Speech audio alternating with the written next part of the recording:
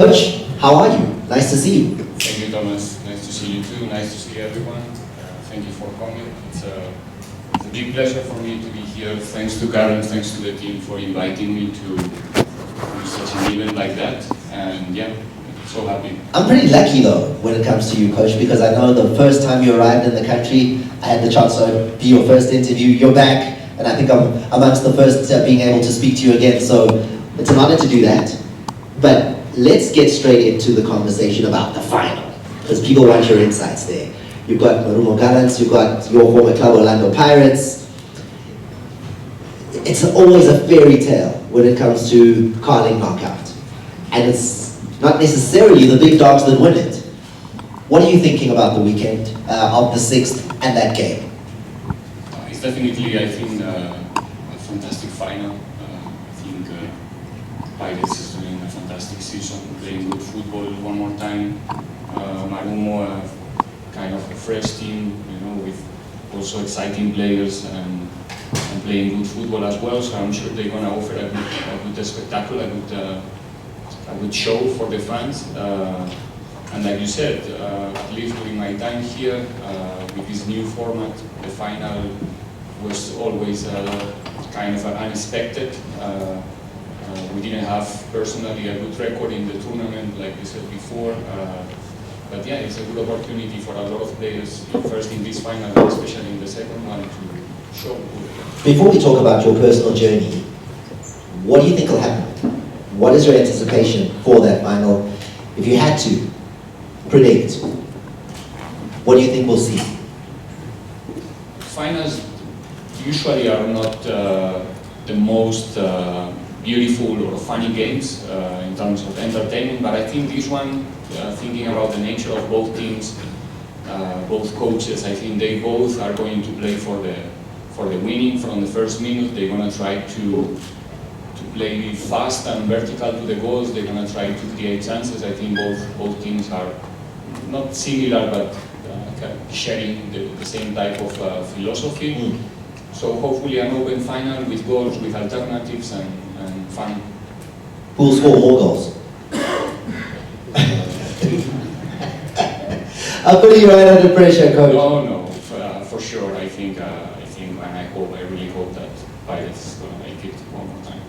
Because I want to take you back to your time at Pirates and the Carling knockout, and that you were also involved prior to it becoming Carling knockout, right?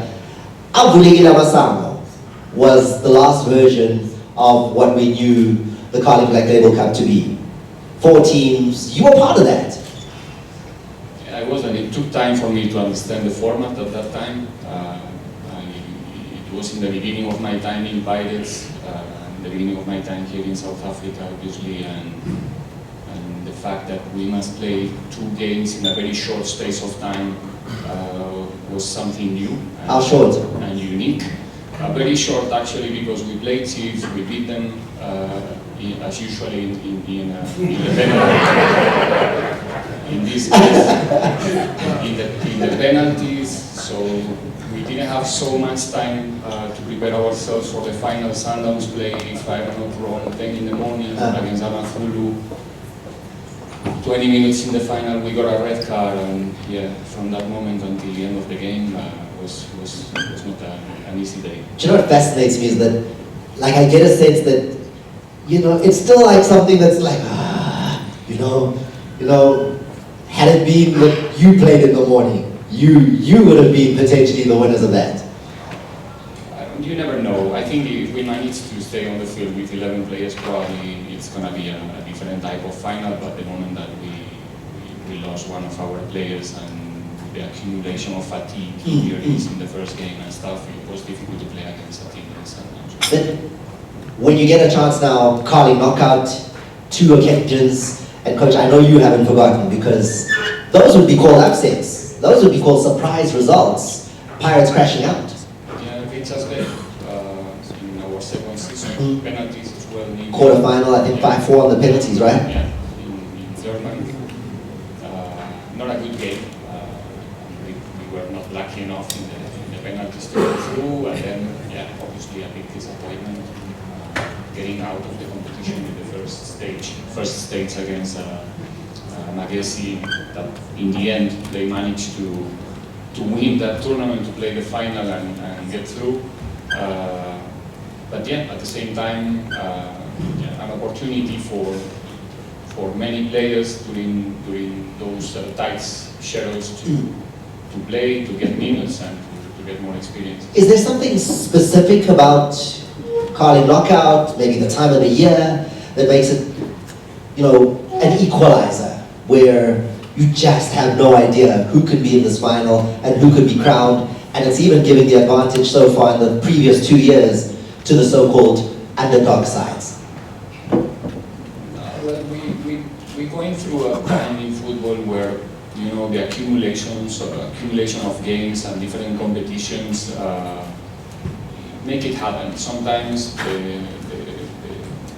the teams that we call somehow the big ones, maybe some competitions arrive in a moment where you are involved in continental football, for example, or you already play another competition with good or bad results. And sometimes, like I explained already many times, it's difficult to get that consistency, to perform in that level that everybody expects you to perform. And that's the time that maybe other teams with less games, with less stress and less pressure as well, they see the opportunity to find the hole to sneak somehow themselves. It's interesting that sounds like it makes it one of the tougher competitions to actually lift the crown in. Considering all those considerations. It is. But, there's a proof this season, for example, with Pirates. They managed to have a good performance in this tournament as well, to make it to the final and have the opportunity to get another trophy. So, Coach, that's you when you were in the dugout with Orlando Pirates. But then the champion fans decide that, no, you know what? You might have gone out early in the knockout, but we'd still like to see you. We think as champion fans, you have the ability to put together a side, work with them for 3 days, then play against the knockout champions in the Carling Cup. What was that like? That feeling, one, to know that you've been voted for, and not just by Pirates fans, all fans in the country had the opportunity to influence that decision. It's a big responsibility, actually. Maybe it's something that you cannot take it lightly, because in the end of the day, the fans are voting for you. The people is spending their money and taking their time to choose, and they choose you. So it's a big responsibility, and I took it like that, like a different challenge for me, a different week. The opportunity to work with, not only with players that I'm not used to work every day, also with the people in the technical staff, different rules, so it makes the game slightly different than what you are used to play because of the number of players from this key and players from the PSL. And it was something memorable for me, something special, and with two finals that I will always remember for different reasons. Yeah, not once, but twice they said, Coach, do it. Coach, go do it again. And on both occasions, success. Yeah, we got the trophy. So I think we got the trophy and we did it in a how do you say, like in a fashionable way, in a good way. Stylish, enjoyable football. Yeah, it was two finals with a lot of goals. With alternatives. The first one I think was really exciting against Stellenbosch, and the second one against Magesi with maybe more dominant even, but also with a lot of situations that we will always remember. People will look at that and say, you had a champion mentality, Coach. You brought a mentality that then even went to the players out on the field. Because it's 3 days. You're given 3 days, you're given players that you hardly worked with, and the majority of which, even coming through DDC, you may have no idea who they are. And now you have to put them together. What do you say? Or how do you bring that into a team that will play against a club that have played together all season long? There's many things coming together, in my opinion. One, it's also coming from the technical staff. Usually, or at least in my case, I was surrounded of people that maybe in their clubs they are not in a position where they can get a trophy, where they can get a medal, where they can, play finals. So the motivation is so high. So they were doing an amazing job and helping me to go through and to know the players, especially the risky players, because obviously my knowledge about them is not as good as the knowledge that the coaches coming from the history they do have. And that synergy between the senior players, the experienced ones, Rama, Pune, many of them, embracing the youngsters, those players that you can see that they have something different in their eyes during those 3-4 days. And then trying to put my own discipline as well to like I said before, to take serious the mandate, to be there representing the football fans who were voting for us, and making sure that when we go to the field, the opponent is going to find a difficult side. And you're speaking about something that Carling, I know, are very passionate about. Where champion men and men are supposed to be responsible for other men, to push other men, to say you should be doing better, you can be doing better in society and in life, be a better champion man. I picked up a little bit what you're saying there, where you're saying the senior players and the youngsters. That is that message, isn't it? Where, I've done it, I know better, let me pass that on.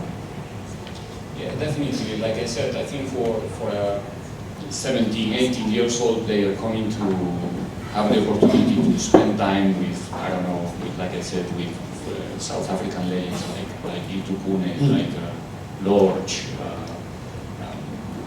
I don't want to forget any name. It's an opportunity to measure themselves, to be in the spotlight for a couple of days, and why not, to make an impact like it happens in some occasions, and change totally your career from that moment. And careers did change, because from that match, from the exhibition game, from the Carling Cup, we see players then coming into first teams, because Coach, you were also quite brave in giving them the opportunity to really shine. I mean, I look at Samkelo Zwane, who comes into that team, and you push him up to a 10. He's so influential. Soon he's in the Chiefs' first line, starting lineup, but he wasn't the only one. Yeah, there's many cases. I think, again, like I said before, the fact that during that time those young players are feeling really that the senior ones are giving them the confidence, they supporting them all the way.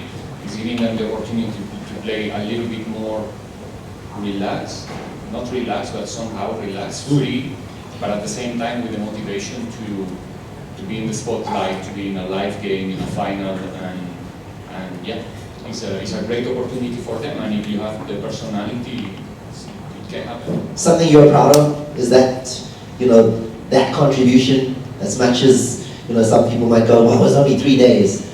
I mean, when we look at it, is that a contribution that you're proud of, having made in some of these boys' careers? As a coaches, we all, sometimes we want to take, how can I say, part of everyone's success around us. It's difficult to measure.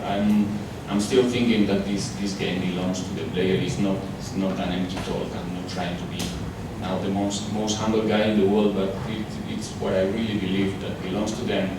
We are there just to guide them a little bit, to be with them, to give them the right support, the confidence, and obviously this is a game. There's some tactics behind. We have to go out with a good game plan, and that's also my responsibility. I try to do my best in each and every game, and these type of games are not an exception. Last thing on that match, what happens in the background? How do you break up the 3 days? What do you do to get ready? From my side, first is to make sure that the coaching staff, which is not used to work with me, they understand what I want to see on the final. They feel from the first second that they are not coming just to be in the picture, but they are coming to really contribute, because they were also voted and chosen by the fans to be there, so they must have their own space to do the job and show that they have the capacity to do it as champion coach that we are looking for. And then the same for the players. The ones who are there, they are good players. People is not voting bad players, actually. So they have the capacity to understand very quick what we are looking for, because they are used to playing that game. It's not a new game for them. They're not playing basketball in the week and then they come to play football. And we have the advantage to have the knowledge about every PSL side before we go to the final, so we have the possibility and the capacity to offer them quality information about the opponent, and they focus, they want to win, they want to put that medal in the end of the 90, and yeah, that's it. And you're mentioning the champion coach, which is back. The opportunity for one lucky fan, coach, to be on that bench. You didn't get that with you, but that is what whoever is voted this year as the champion coach will then have an opportunity to be with the all-star coach on the bench. What do you think of that? It's something new, something I think unique somehow, and again for me an opportunity to contribute to the tournament now in a different role, trying to put my knowledge, if you want to say, and try to have an eye now to not to scout a good player, try to scout a good coach, a good person, first of all, a person who can mostly have the capacity to touch the players in a short space of time, to have the personality, strong personality to add something there, because again it's not going to go there just to look nice in a picture with a trophy, hopefully. It's going there to leave something to the players. That's our job, and yeah, we are in the right way. And so you really, as you're explaining it, there's a role, there's something that this fan can actually do. They can actually play some sort of, be it a small role, be it a big role, they could do something that could make a difference. Definitely. Look, right now in football, it takes maybe one training or two trainings for the players to know if you can help them or not.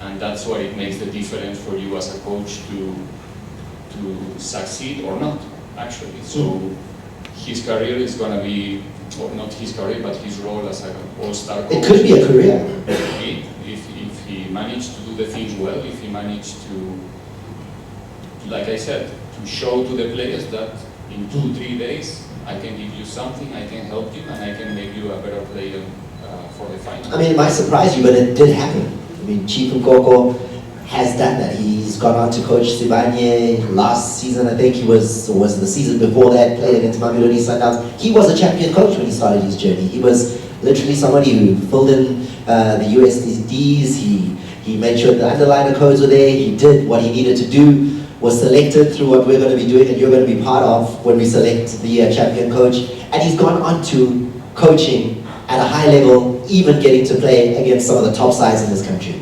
Absolutely. In the end of the day, whoever is going there is going to be exposed to the same things that we are exposed as a professional coaches, which is everyone's opinions in general, including your players, the people in the staff. So if he managed to do the things proper and to make an impact, everybody's going to talk and is going to speak well about that person, and that can be the beginning of a good career as a coach.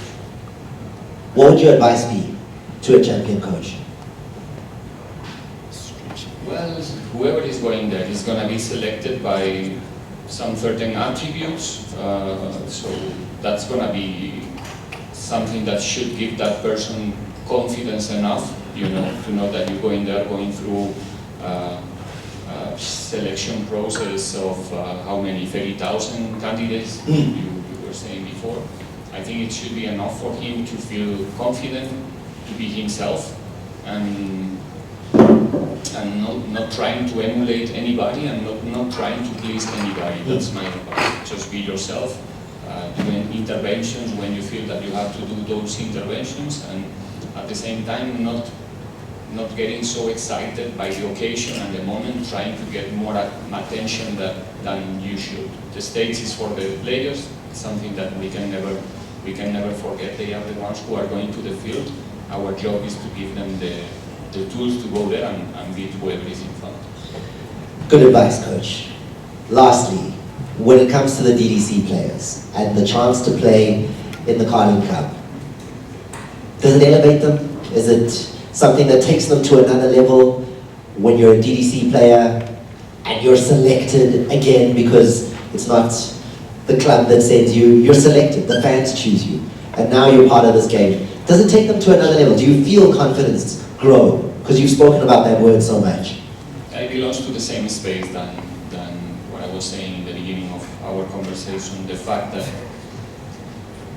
all the things that we can already take for granted, like the player is going to be highly motivated, he's going to be in camp for 3-4 days, getting proper food, proper rest, proper training, proper information, plus the fact that you're going to play football surrounded of good professional football players. They're going to make you look even better than what you are on the day. You understand what I mean? And in a big crowd, right? Potentially Moses Mabida would be on a full day 60,000. That's never going to be something a DDC player is going to experience other than this. You're getting better advices, you're getting better passes, better balls, better crosses, better everything in general. So if you have the capacity and the quality. And a taste of the pressure as well, Coach. Exactly. If you don't have the personality to do it, it's not going to happen. But again, we have to trust our fans. They are the ones who are voting the players. So if they do a good selection, we're going to sort. They always do. Yeah. They're undefeated, Coach. Yeah. They're undefeated in 2 years. The champion coaches.